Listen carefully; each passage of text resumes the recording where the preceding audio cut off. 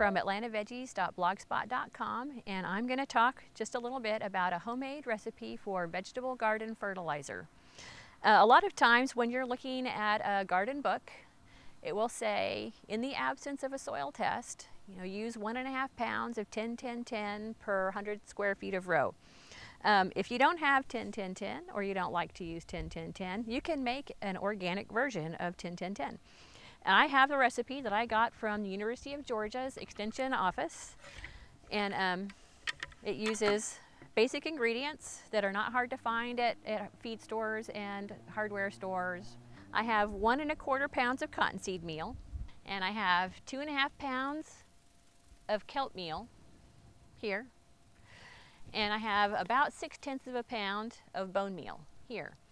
And so I don't know if you know, but the 10-10-10 stands for, the first 10 stands for the amount of nitrogen, the second 10 stands for the amount of phosphorus, and the third 10 stands for the amount of potassium that's in the fertilizer.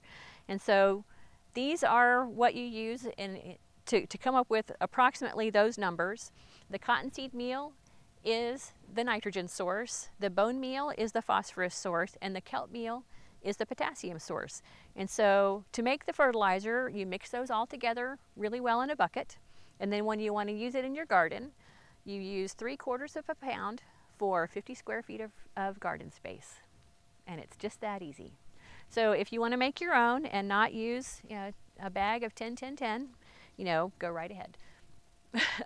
One of the great things about mixing your own is that if you do eventually do a soil test and it turns out that, for instance, this phosphorus, this bone meal portion, that you have plenty of phosphorus and you don't need to add any more of this, then you can just leave this out of your recipe and then kind of adjust the amount that you use in your garden. So you can modify it and customize it for your own garden. That's Amy talking about making your own fertilizer.